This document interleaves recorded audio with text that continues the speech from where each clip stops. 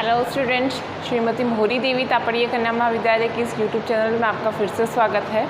हम इकोलॉजी को डिस्कस कर रहे हैं, जिसमें हमने कुछ टर्मिनोलॉजी ली थी। इकोलॉजी का कुछ बेसिक टर्म्स को पढ़ा है हमने कि वो टर्म्स क्या थे, जैसे पॉपुलेशन क्या है, इंडिविजुअल क्या है, कम्युनिटी क्या है, बायोम्स क्या है, हर्बीवोर्स, कार्निवोर्स, ये सब क्या है terminology.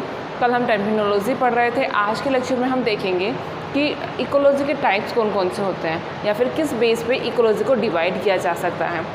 Ecology, types of ecology में हम देखेंगे कि बहुत से अलग अलग बेसिस पे इकोलॉजी को डिवाइड करते हैं। उसके हैबिटेट्स के आधार पर, एफिनिटी के, टैक्सोनॉमिक एफिनिटी के आधार पर, लेवल ऑफ ऑर्गेनाइजेशन के आधार पर इकोलॉजी को अलग अलग टाइप्स में डिवाइड किया जा सकता है। मेनली हम 3 टाइप्स के बारे में डिस्कस करेंगे। First, based on the taxonomic affinities. Second, based on the habitat की कैसे हैबिटेट की हम स्टडी कर रहे हैं, किस हैबिटेट की इकोलॉजी को हम पढ़ रहे हैं या फिर इसमें इंटरेक्शन को पढ़ रहे हैं, इसमें हैबिटेट बेस्ड वाली ecology. Third, based on organisation. Organisation क्या था? ऑर्गेनाइजेशन में हमने पढ़ा था एक स्पीसीज से पॉपुलेशन, पॉपुलेशन के बाद में कम्युनिटी, कम्युनिटी से इकोसिस्टम, बायोम, ऑर्गेनाइजेशन में पढ़े थे।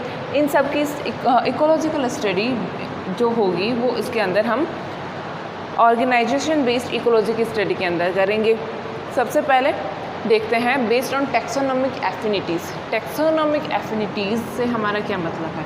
पहले के समय में क्या होता था कि ज़ूलॉजी के साइंटिस्ट जो थे और बॉटनी साइंटिस्ट जो थे वो इकोलॉजी को अलग अलग स्टडी करते थे। बॉटनी के साइंटिस्ट जो थे वो प्लांट इकोलॉजी के नाम से इकोलॉजी को पढ़ते थे, और ज़ूलॉजी के साइंटिस्ट या ज़ूलॉजी के साइंटिस्ट जो थे वो एनिमल इकोलॉजी के नाम से इकोलॉजी की या फिर उनकी एनिमल्स का उनके इन्वायरमेंट के साथ में कैसा इंटरेक्शन है उसकी स्टडी करते थे। उसके आधार पर 2 टाइप्स की इकोलॉजी हुआ करती थी। एनिमल इकोलॉजी, जिसको ज़ू डिपार्टमेंट के साइंटिस्ट या ज़ूलॉजी साइंटिस्ट जो थे वो स्टडी करते थे, और प्लांट इकोलॉजी, बॉटनी साइंटिस्ट जो थे वो प्लांट्स की उनके इन्वायरमेंट के साथ में कैसे इंटरेक्शन है उसकी स्टडी करते थे। लेकिन अभी क्या है कि प्लांट्स और प्लांट इकोलॉजी और एनिमल इकोलॉजी को कंबाइन कर दिया गया है, क्योंकि दोनों एक दूसरे से अलग नहीं हैं, दोनों ही एक दूसरे पर इफ़ेक्ट डाल रही है और दोनों ही एक दूसरे के साथ में इंटरेक्शन कर रही है। इसलिए अभी केवल इकोलॉजी पढ़ी जाती है, जिसमें हम प्लांट्स को भी पढ़ते हैं और एनिमल्स को भी पढ़ते हैं। टैक्सोनॉमिक एफिनिटी के आधार पर हमने 2 देखा, एनिमल इकोलॉजी क्या थी और प्लांट इकोलॉजी क्या थी। हैबिटेट के आधार पर इकोलॉजी को कैसे डिवाइड कर सकते हैं? हैबिटेट के आधार पर इकोलॉजी को टेरेस्ट्रियल हैबिटेट इकोलॉजी अलग होगी और एक्वाटिक हैबिटेट इकोलॉजी जो होगी अलग होगी। टेरेस्ट्रियल इकोलॉजी के अंदर हम किसकी स्टडी करेंगे? टेरेस्ट्रियल या स्थलीय ऑर्गेनिजम्स का उनके इन्वायरमेंट के साथ में इंटरेक्शन कैसा है इसकी स्टडी करेंगे। क्या होती है टेरेस्ट्रियल इकोलॉजी की definition? Study of relationship between biotic and abiotic factor of land. क्या लैंड में प्रेजेंट या स्थलीय जगह पर रहने वाले ऑर्गेनिजम्स की उनके इन्वायरमेंट के साथ में या फिर बायोटिक और एबायोटिक फैक्टर्स की रिलेशनशिप की स्टडी ही टेरेस्ट्रियल इकोलॉजी कहलाती है। नेक्स्ट है एक्वाटिक इकोलॉजी। एक्वाटिक इकोलॉजी को फर्दर 2 टाइप्स में डिवाइड कर सकते हैं। मराइन, लवणीय जल में पाए जाने वाले जो होंगे ऑर्गेनिजम्स, उनके इन्वायरमेंट में कैसे इंटरेक्शन होगा उसकी स्टडी मराइन इकोलॉजी में करेंगे। Fresh water ecology, fresh water या अलवणीय जल में जो भी ऑर्गेनिजम्स प्रेजेंट है उनके इन्वायरमेंट के साथ में कैसा इंटरेक्शन है इसकी स्टडी हम फ्रेश वाटर इकोलॉजी के अंदर करेंगे। मराइन इकोलॉजी में देखेंगे study of relationship between biotic and abiotic factor of ocean and sea. क्या समुद्र में या लवणीय जल में पाए जाने वाले जितने भी ऑर्गेनिजम्स हैं उनके इन्वायरमेंट के साथ में कैसे रिलेशनशिप है या ऑर्गेनिज्म से कैसे इंटरेक्ट कर रहा है इसकी स्टडी हम मराइन इकोलॉजी में करते हैं। फ्रेश वाटर इकोलॉजी के अंदर क्या करेंगे? फ्रेश वाटर इकोलॉजी की डेफिनेशन देखो, study of relationship between biotic and abiotic factor of rivers, ponds and lakes. तालाब, नदियों और झरनों में जितने भी ऑर्गेनिजम्स प्रेजेंट हैं उनकी एबायोटिक फैक्टर्स के साथ में कैसा इंटरेक्शन है, वो इन्वायरमेंट से कैसे इंटरेक्ट कर रही है, इसकी स्टडी हम फ्रेश वाटर इकोलॉजी के अंदर करेंगे। थर्ड टाइप क्या है? थर्ड टाइप है बेस्ड ऑन ऑर्गेनाइजेशन। तीसरा, बेस्ड ऑन ऑर्गेनाइजेशन को भी इकोलॉजी के आधार पर भी इकोलॉजी को डिवाइड किया जा सकता है। किसके आधार पर? ऑर्गेनाइजेशन के आधार पर इकोलॉजी को डिवाइड किया जा सकता है।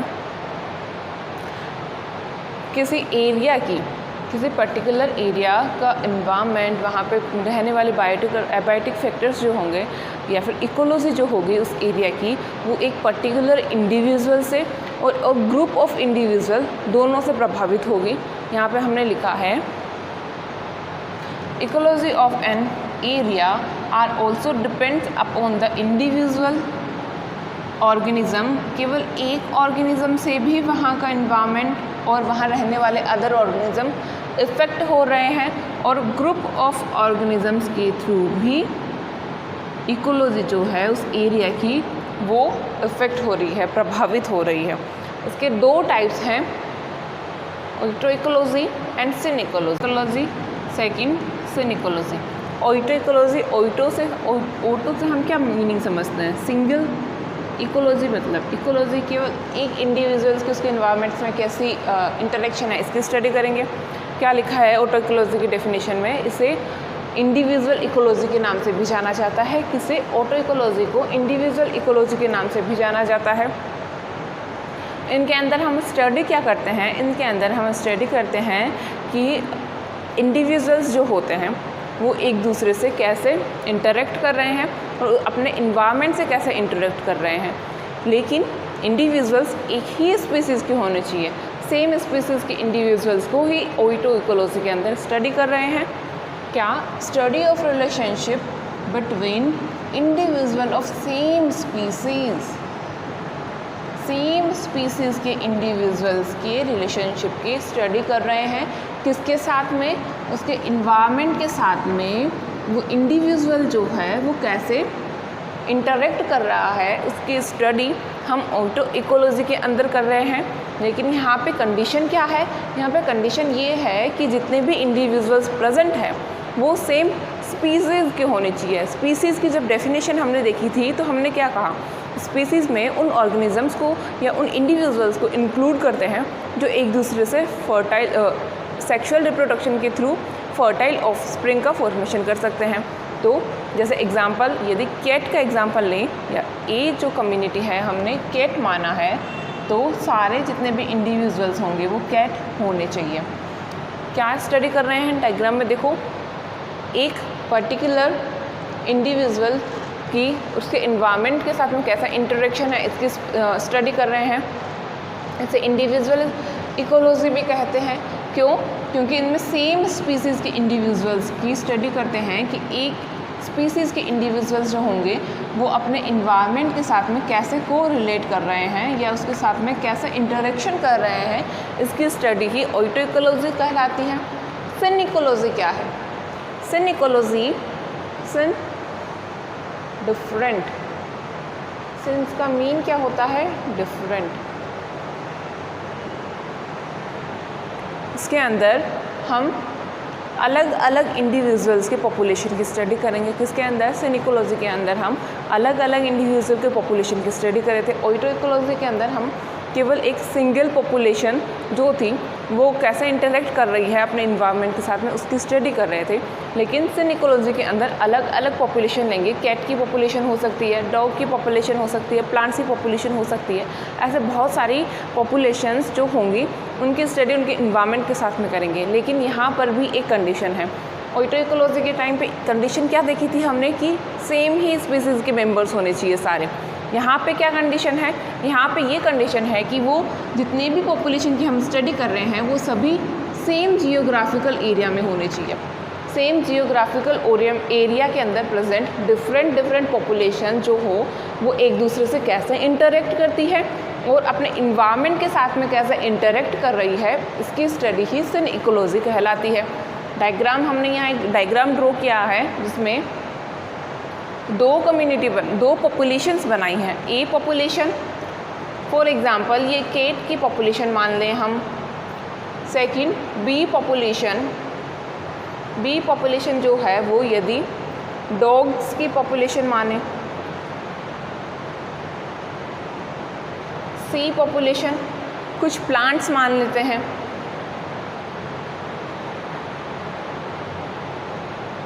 और डी पॉपुलेशन जो है उसे मंकी। तो क्या बताना चाह रहे हैं हम यहाँ पे, हमने चार अलग अलग वो क्या लिया है, चार अलग अलग पॉपुलेशंस ली है जो कि एक दूसरे के साथ में इंटरेक्ट कर रही है। ए पॉपुलेशन इन्वायरमेंट से कैसे इंटरेक्शन करेगी, अदर फर्दर जो तीन पॉपुलेशंस हमने ली, डॉग्स की, प्लांट्स की, मंकी की, उनके साथ में कैसे इंटरेक्ट करेगी, और ये dogs, B population, D population और सी पॉपुलेशन जो है वो अपने इन्वायरमेंट के साथ में कैसे इंटरेक्ट कर रही है, इसकी स्टडी ही सिन इकोलॉजी कहलाती है।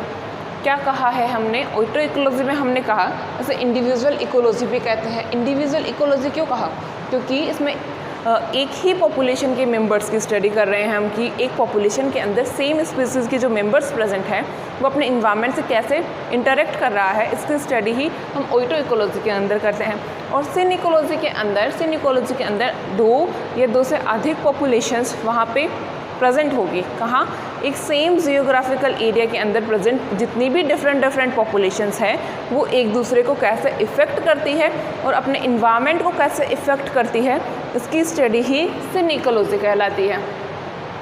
आज के लेक्चर में हमने क्या देखा है, आज के लेक्चर में हमने देखा कि टाइप्स ऑफ इकोलॉजी क्या है, जिसके अंदर हमने 3 टाइप्स के बारे में डिस्कस किया था। पहला था टैक्सोनॉमिक एफिनिटी के आधार पर। टैक्सोनॉमिक एफिनिटी के आधार पर हमने देखा प्लांट इकोलॉजी और एनिमल इकोलॉजी। हैबिटेट के आधार पर मराइन वाटर में रहने वाली, टेरेस्ट्रियल में रहने वाली और फ्रेश वाटर में प्रेजेंट जितने भी ऑर्गेनिजम्स हैं वो अपने इन्वायरमेंट से कैसे इंटरेक्ट कर रहे हैं, उसकी स्टडी हैबिटेट के अंदर की थी, जिसमें 2 टाइप्स में डिवाइड किया, टेरेस्ट्रियल में और एक्वाटिक में। एक्वाटिक को फर्दर हमने 2 टाइप्स में डिवाइड किया है, क्या, मराइन के अंदर और फ्रेश वाटर के अंदर। फिर हमने देखा किसके आधार पर टाइप्स देखे, फिर हमने ऑर्गेनाइजेशन के आधार पर इकोलॉजी को डिवाइड किया। ऑर्गेनाइजेशन के आधार पर हमने 2 टाइप्स देखे, autecology and sin ecology, जिसका मीनिंग हमें इसके नाम से ही पता चल जाता है। ऑटो मतलब सिमिलर, सेम, सिंगल, और सिन इकोलॉजी मतलब डिफरेंट।